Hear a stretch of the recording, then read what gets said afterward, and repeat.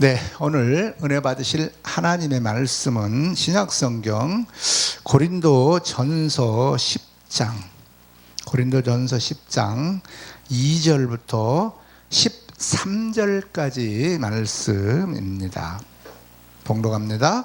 모세에게 속하여 다 구름과 바다에서 세례를 받고 다 같은 신령한 식물을 먹으며 다 같은 신령한 음료를 마셨으니 이는 저희를 따르는 신령한 반석으로부터 마셨음에 그 반석은 곧 그리스도시라.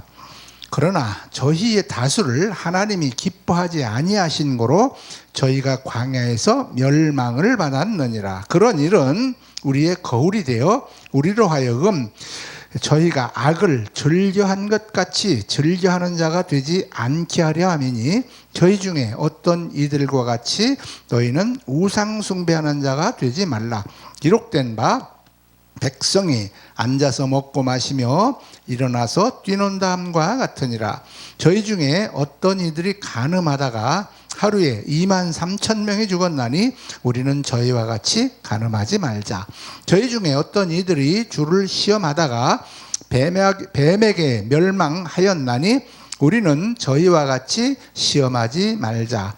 저희 중에 어떤 이들이 원망하다가 멸망시키는 자에게 멸망하였나니 너희는 저희와 같이 원망하지 말라.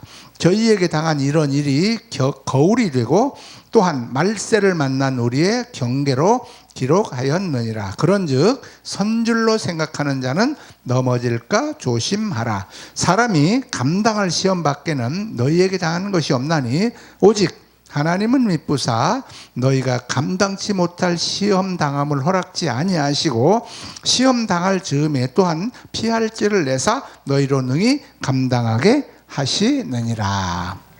아멘.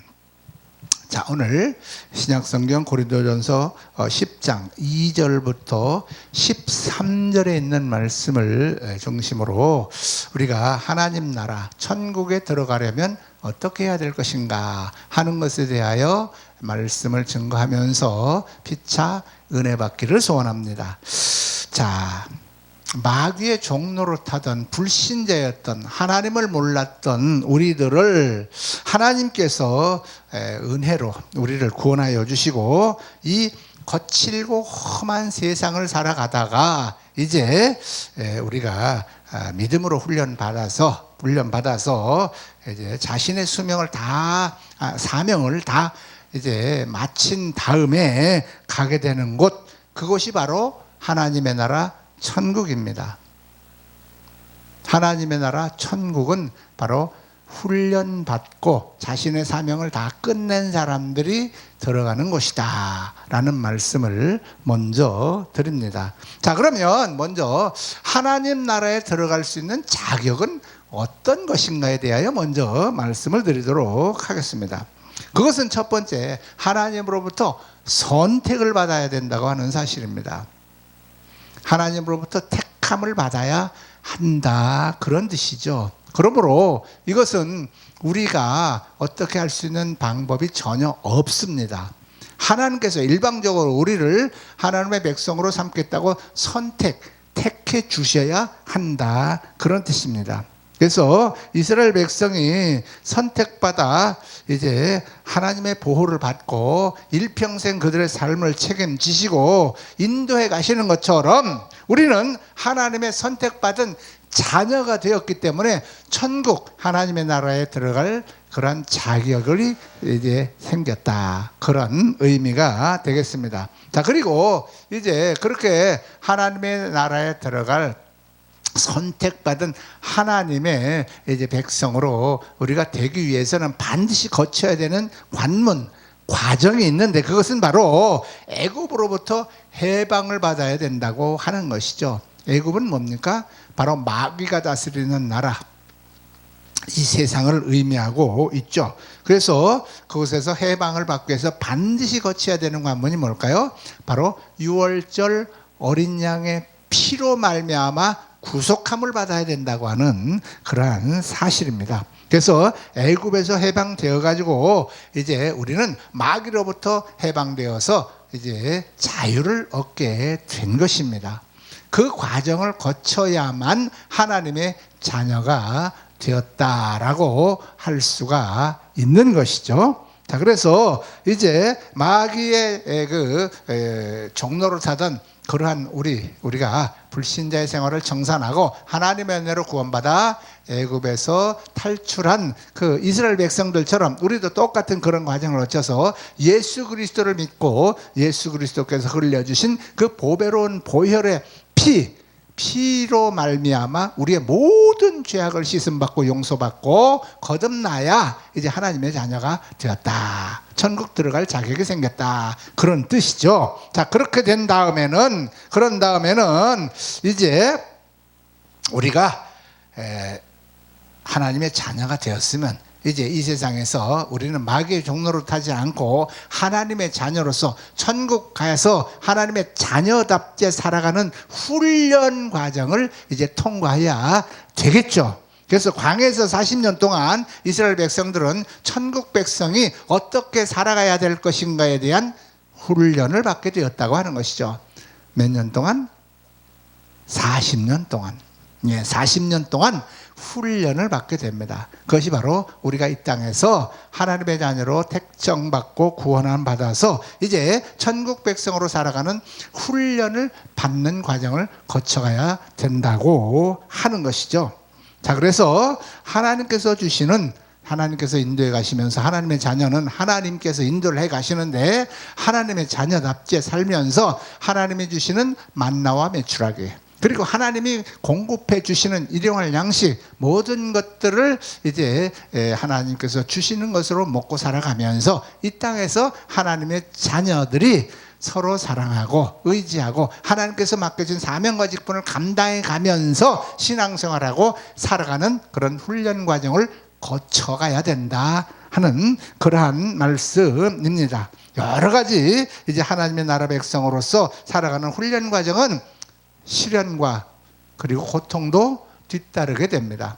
혹독한 훈련도 받아야 된다고 하는 것이죠. 이 과정을 거쳐서 드디어 이제 자신의 사명을 다 마치고 인생을 하직하면 천국에 우리가 가게 되는 것이라 그 말입니다. 자, 그러면 이제 천국에 들어가기 위해서는 이런 과정을 거쳐야 되는데 하나님의 자녀로 우리가 택함 받고 유월절 어린 양의 피로 우리가 예수 그리스도를 믿고 구원받은 하나님의 백성들이 이 땅을 살아가면서는 그러면은 하지 말아야 될 것들이 있다. 살아가면서 우리가 이제 그렇게 살면 안 되는 그러한 여러 가지 이제 조건이 있는데 오늘 본문에 보면 그런 것에 대하여 상세하게 몇 가지를 기록해 놓고 있는데 몇 가지를 말씀드리도록 하겠습니다. 자, 첫 번째는 이제 거기 보면은 7절에 보면 그런 말씀이 나오죠. 저희 중에 어떤 이들과 같이 너희는 우상 숭배하는 자가 되지 말라. 이렇게 말씀하고 있습니다. 무엇을 하지 말라고요? 우상 숭배하지 말라. 이스라엘 백성들이 광야에 나와서 하나님의 은혜로 택함 받고 구원 받고 홍해를 건너서 이제 광야에 나왔는데 그곳에서 하나님께서 구원해 주신 그 구원의 은혜를 망각하고 우상 숭배하는 우를 범하게 됩니다. 그래서 우상 숭배하지 말라라고 하는 말씀을 하고 있는 것입니다. 오늘날의 우상은 뭘까요? 네, 하나님의 자녀가 되고 교회 다니고 직분을 받고 신앙생활 하시고 찬양하고 예배드리고 기도드리는 사람들이 저기 이상한 데 가서 절하고 거기다 예물 드리고 하는 짓들은 안 할 겁니다. 저는 그렇게 믿습니다. 그러나 가만히 들어보면요, 그런 사람들도 가끔 있다고 하는 이야기를 듣게 됩니다. 우상숭배 여러 가지가 있겠죠.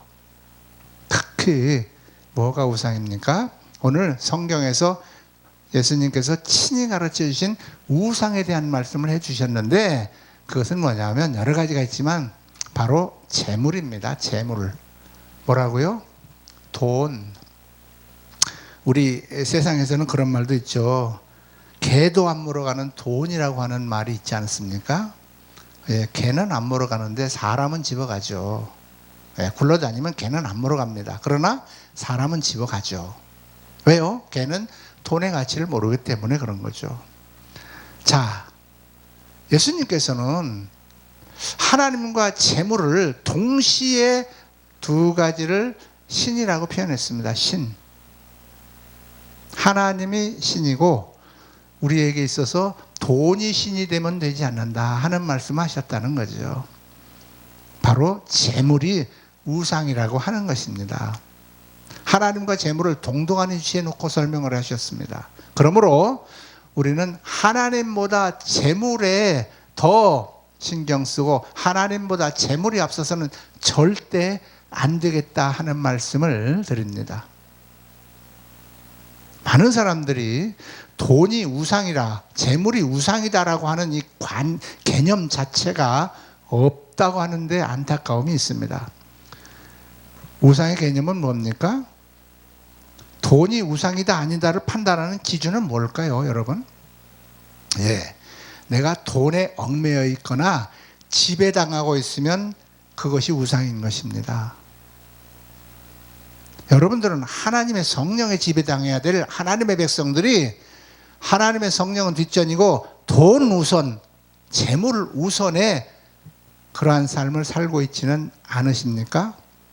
예, 재물이 우선인 삶, 재물에 지배당하고 있는 삶, 그 사람은 우상 숭배하고 있습니다. 비록 그가 어떠한 직분을 받았다 할지라도, 신앙생활을 열심히 하고 있다 할지라도 재물에 지배당하고 있고 재물의 우선권을 가진 사람이라면 그 사람은 우상 숭배하고 있습니다. 반드시 멸망합니다. 성경은 그렇게 말씀하고 있기 때문에 그런 것입니다. 그러면 재물에 지배당하고 있다고 하는 기준은 뭘까요? 예, 저는 이렇게 말씀을 드리고 싶습니다. 하나님이 주신 재물, 거기에서 11조를 구별하지 못한다. 11조가 아까워서 하나님께 드리지 못한다. 그 사람은 재물에 지배당하고 있는 사람이라고 말씀드리겠습니다. 여러분의 신앙은 어떻습니까? 재물에 지배당하고 있습니까? 재물이 우상인 그러한 삶을 살고 계시진 않습니까? 예, 하나님께서 주신 재물에 11조를 구별하여 하나님께 드리지 못하는 사람은 우상 숭배하는 삶을 살고 있습니다. 회개하십시오. 그리고 기도하십시오. 우상 숭배하는 우를 범하지 마십시오. 재물에 지배당하지 마십시오. 재물 하나님께서 먹고 살맛이 다 주십니다. 광야에서 이스라엘 백성들이 농사지어서 먹고 살았습니까? 40년 동안? 우물 파서 먹고 살았습니까? 아닙니다. 하나님께서 공급해 주셨습니다. 먹을 것을 매일 공급해 주셨습니다. 굶고 살았습니까? 아니요. 먹고 남아서 썩었습니다. 물이 모자라서 목말라 죽은 사람 있습니까? 40년 동안 광야 그 떼약볕빛 내려지는 그 사막에서 목말라 죽은 사람이 있다고 성경에 기록되어 있습니까? 단 한 사람도 없습니다. 충분히 목마를 때 물 주셨습니다. 배고플 때 먹을 거 주셨습니다. 하나님께서 인도하시는 백성, 하나님께서 책임지십니다. 왜 그런데 그렇게 재물에 목을 메고 계십니까? 재물이 없으면 당장 굶어 죽을 것 같습니까?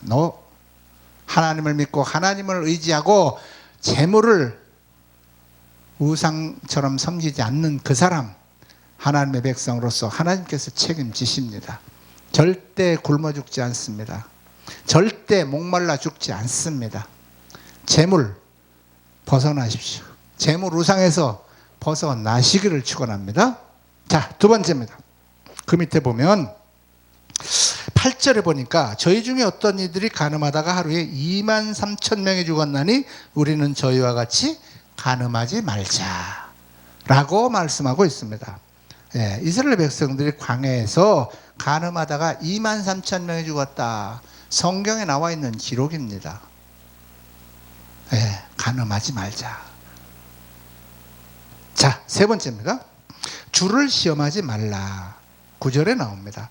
저희 중에 어떤 이들이 주를 시험하다가 뱀에게 멸망하였나니 우리는 저희와 같이 시험하지 말자. 주를 시험하는 자, 하나님을 시험하는 사람들, 하나님 시험하지 마십시오. 하나님은 우리들에게 시험당하는 그럴 존재가 전혀 아닙니다. 주님을 시험하면 반드시 멸망당한다고 성경에 우리에게 거울로 교훈하기 위해서 기록을 해 놓았다고 하는 것입니다. 시편 78편 18절에 그런 내용이 그 이후에 78편 그 이후에 쭉 보면 주를 시험하다가 이스라엘 백성들이 멸망한 내용이 기록되어 있습니다. 한번 성경 찾아서 차근차근 읽어보시기 바랍니다. 무엇을 가지고 주님을 시험하였다가 무엇을 가지고 하나님을 시험하였다가 광야에서 그들이 가나안 땅에 약속된 천국에 들어가지 못하고 멸망당하였는지가 상세하게 기록이 되어 있습니다. 자, 그리고 그 다음에 이제 원망에 대하여 말씀하고 있습니다. 10절에 보니까 저희 중에 어떤 이들이 원망하다가 멸망시키는 자에게 멸망당하였나니 너희는 저희와 같이 원망하지 말라. 원망입니다. 하나님을 향하여 하는 원망입니다.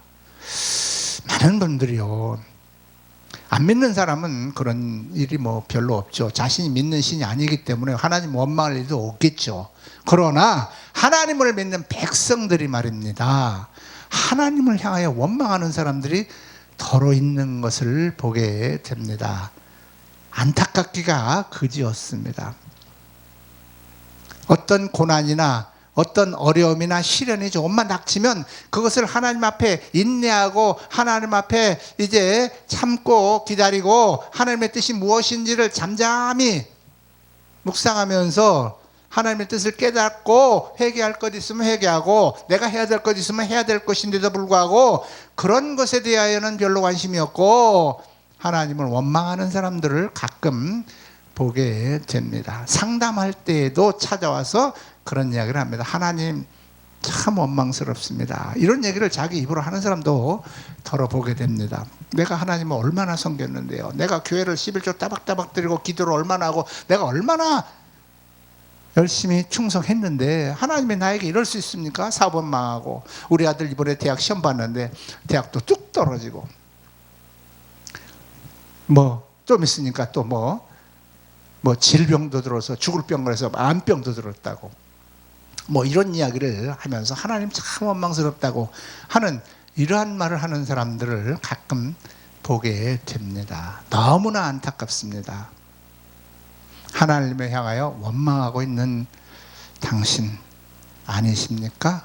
혹시라도 하나님을 향하여 원망이 나오거든 그 입으로 원망하지 마세요. 그 입으로 원망하지 말고 하나님을 향한 나의 뜻이 무엇인가, 하나님께서 나를 향한 하나님의 뜻이 무엇인가를 한번 곰곰이 생각하고 기도하시기 바랍니다. 하나님을 향하여 원망해가지고 해결된 사람 있습니까? 성경에 그런 기록이 있으면 한번 좀 가지고 와보세요. 없습니다. 하나님을 향해서 여러분이 하나님에게 원망할 거리가 뭐가 있습니까? 여러분이 이 땅에 올 때 어머니 뱃속에서 가지고 나온 거 있습니까? 여러분이 지금 현재 소유하고 있는 모든 것은 하나님께서 공급해 주신 것입니다. 여러분의 자녀, 여러분의 집, 여러분이 입고 있는 옷, 여러분이 들고 있는 휴대폰, 여러분이 가지고 있는 차, 여러분의 자녀, 남편, 아내, 부모님 다 하나님이 주신 것 아닙니까? 그런데 왜 하나님을 향하여 원망합니까? 가진 것이 없다고 원망하고 뭐가 잘 안 됐다고 원망하고 사업이 부도나게 생겼다고 원망하고 몸에 병 들었다고 원망하고 생명은 하나님 손에 달렸습니다. 제가 어제 어떤 교회에 이제 가서 여러 목사님들하고 상담을 했습니다. 대화하는 중에 상담했다기보다 서로 이렇게 대화를 주고받았는데 거기에서 이런 이야기들을 합니다. 어떤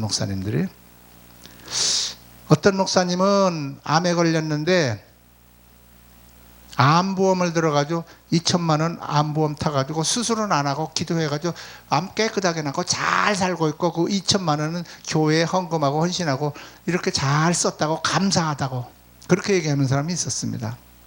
어떤 사람은 암에 걸렸습니다. 두려워가지고 보험금 타가지고 암 수술했는데 수술 안 한 사람보다 더 빨리 죽었습니다.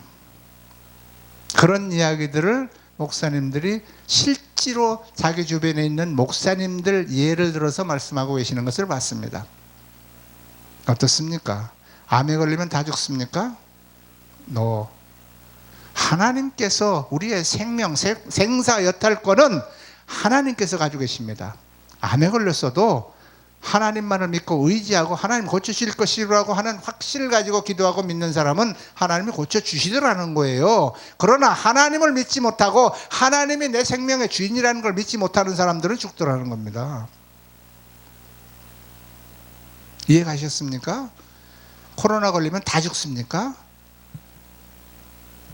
코로나 걸려도 죽는 사람은 죽고 사는 사람은 삽니다. 백신 맞으면 코로나 안 걸립니까? 백신 맞아도 코로나 걸려 죽은 사람이 있고 백신 안 맞아도 코로나 안 걸리는 사람도 있습니다. 왜 그럴까요? 우리의 생명은 하나님 손에 달렸습니다. 뭐 백신 맞지 말라 그런 말씀 드리는 건 절대 아니니까 오해하지 마시기 바랍니다. 맞으실 분 맞으시고 맞기 싫은 사람은 자유롭게 맞지 않아도 됩니다. 조금 불편함은 있을 거예요. 그러나 백신을 맞았다고 해서 코로나 안 걸리고 백신 안 맞았다고 해서 코로나 걸린다, 이런 말은 성립되지 않습니다. 제가 말씀드리고자 하는 요지는 하나님께 우리의 생명, 생사, 여탈권이 달려있다는 것입니다. 하나님만을 100% 믿고 의지하는 사람은 언제 죽어도 괜찮습니다. 오늘 죽어도 괜찮습니다. 내 사명 끝나면 하나님이 불러가실 것입니다. 이런 믿음 가진 사람은 죽어도 감사, 살아도 감사, 병들어도 감사, 망해도 감사, 자식이 대학에 떨어져도 감사인 것입니다. 왜 하나님을 원망하십니까? 왜 원망하십니까? 네, 바로 믿음이 부족한 것이죠. 하나님을 믿고 의지하는 믿음이 부족한 것이죠. 하나님께서 훈련시키고 있습니다. 훈련은 어떤 과정을 통해서 우리에게 다가옵니까? 연단과 시련과 고통입니다. 연단과 시련과 고통을 통해서 하나님께서 우리에게 우리의 믿음을 단단하게 굳건하게 성장시키고자 하시는 하나님의 계획이라는 걸 깨닫기 바랍니다. 그래야 우리의 믿음이 성장하기 때문입니다. 우리의 믿음이 성장하려면 우리에게 연단, 시련, 고통이 우리에게 수반되는 것이 마땅한 것입니다. 그렇지 않고는 우리의 믿음이 더 한 단계, 두 단계, 세 단계 업그레이드 되어지지 않습니다. 그렇기 때문에 하나님께서 우리에게 시련을 주시는 것입니다. 연단을 주시는 것입니다. 하나님 마음도 아프실 것입니다. 우리가 고통당하면. 그러나 하나님께서는 그러한 고통을 감수하고라도 우리를 성장시키고 성숙해 가는 것을 원하시기 때문에 허락하시고 허용하시는 것입니다. 그렇다면 하나님을 향하여 우리가 원망해야 될까요? No. 아니, 하나님 감사합니다. 이 일을 통하여 내 믿음을 더욱 성숙하게 자라가게 하시려고 그러시는군요. 감사합니다. 이렇게 나와야 되는 것이 올바른 우리의 믿음의 자세 아니겠습니까? 원망하지 마십시오. 원망하는 것은 마귀가 좋아합니다. 하나님께서 기뻐하시지 않습니다. 오히려 고통, 시련, 연단, 어려움이 닥쳤을 때 하나님을 향하여 감사하십시오. 그리고 하나님께서 주시는 그 어려움을 감사함으로 수용하고 받아들이십시오. 늪에 빠진 사람은 발버둥 치면 더 빨리 들어갑니다. 연단, 시련, 고통의 때에 빨리 그곳에서 헤어나는 방법이 단 하나 있습니다. 잠잠한 것입니다. 조용한 것입니다. 가만히 있는 것입니다. 버둥버둥거리면 더 빨리 깊이 들어갑니다. 물에 빠진 사람은, 수영을 못하는 사람은 버둥버둥하면 물속에 더 빨리 가라앉습니다. 가만히 있으면 물에 뜹니다. 수영 못하시는 분들 물에 빠지거든 가만히 계십시오. 그럼 물에 뜹니다. 근데 물이 두려워서 버둥버둥거리면요 물에 안 떠요. 수영을 못하는데 어떻게 물에 떠요? 가라앉죠. 그와 같은 이치입니다.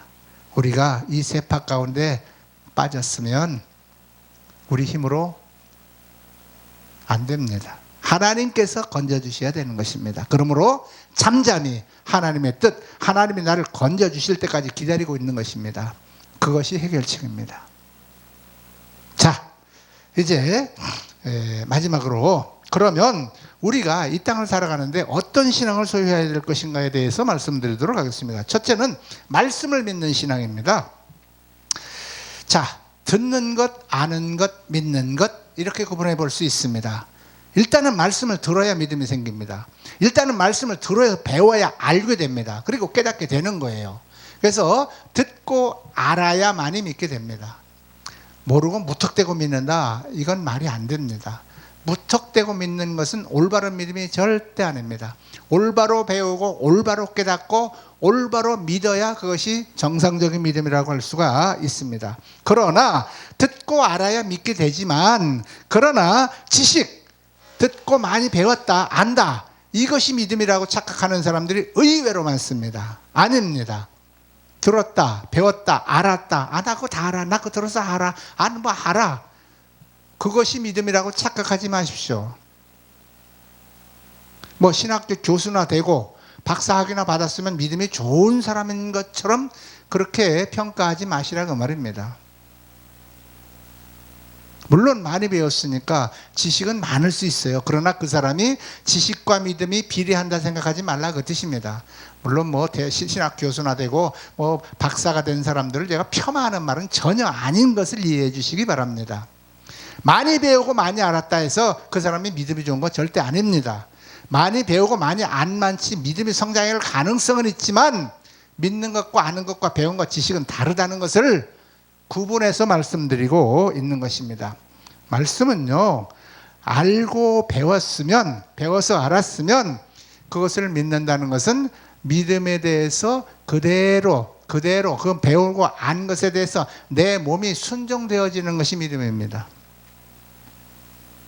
내가 순종되어지는 것만 믿음입니다. 순종되어지지 않는 것은 믿음이 아닙니다. 그것은 지식일 뿐입니다. 이해가 하셨습니까? 여러분, 하나님의 말씀을 그대로 믿으십시오. 있는 말씀 그대로 믿으십시오. 거기다가 다른 것을 내 의견이나 어떠한 사상을 첨부해서 믿으려고 하지 마십시오. 요즘 그런 신학이 범람하고 있습니다. 자기 사상, 자기 어떤 학식을 거기다 대입을 하거나 변형시켜서 하나님의 말씀을 변질하는 이런 신학이 난무하고 있는 세상입니다. 여러분의 신학이나 여러분의 믿음을 한번 점검해 보세요. 하나님의 말씀과 다르게 믿고 있는 것이 의외로 많습니다. 믿음은 뭐라고요? 말씀 기록된 대로 그대로 믿는 것입니다. 그대로 믿는 것입니다. 예수님이 무리를 걸어갔다, 그럼 그대로 믿는 것입니다.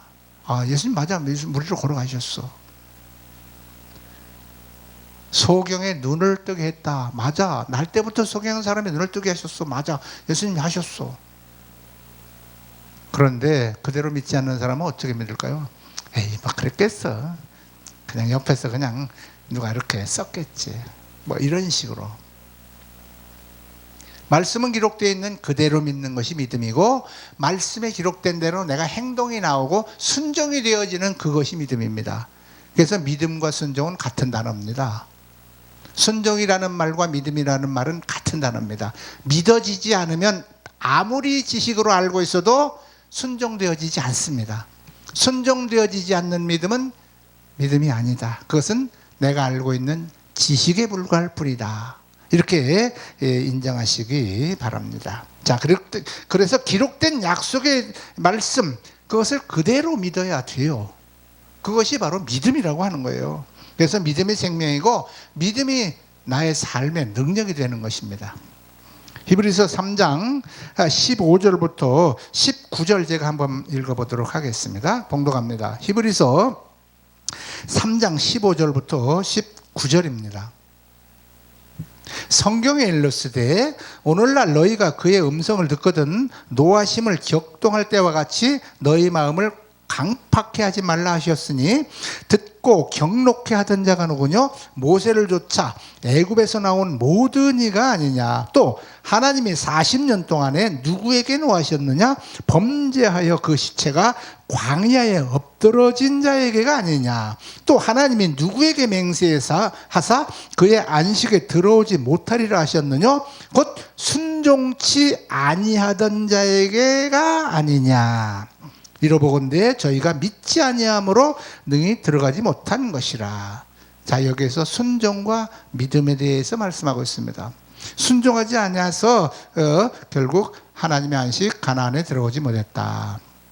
믿지 아니하였기 때문에 순종하지 않았다는 것입니다. 믿었으면 순종이 나오죠.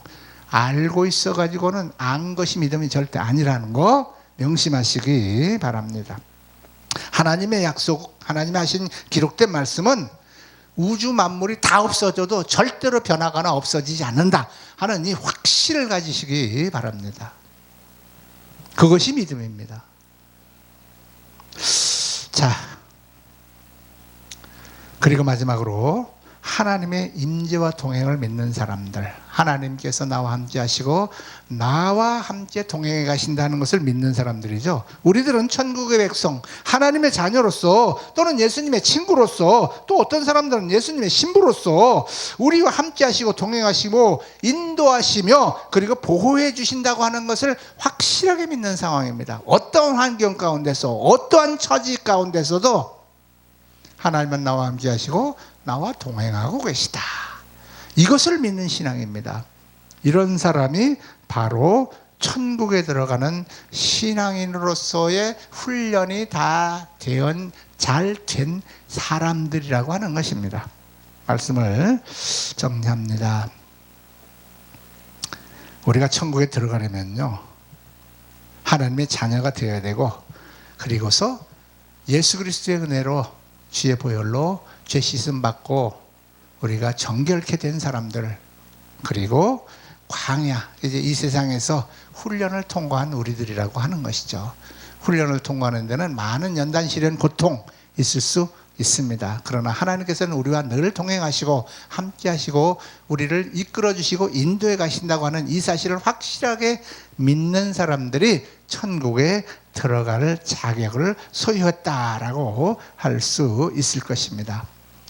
저와 여러분 모두가 다 한 사람도 예외 없이 하나님의 구원받은 하나님의 백성답게 하나님의 인도 따라 하나님을 믿는 믿음을 소유하고 하나님이 인도하는 대로 순종해가는 복된 저와 여러분들이 다 됨으로 말미암아 하나님으로부터 단 한 사람도 버림받고 낙오되는 사람이 없게 되시기를 주님의 이름으로 축원합니다.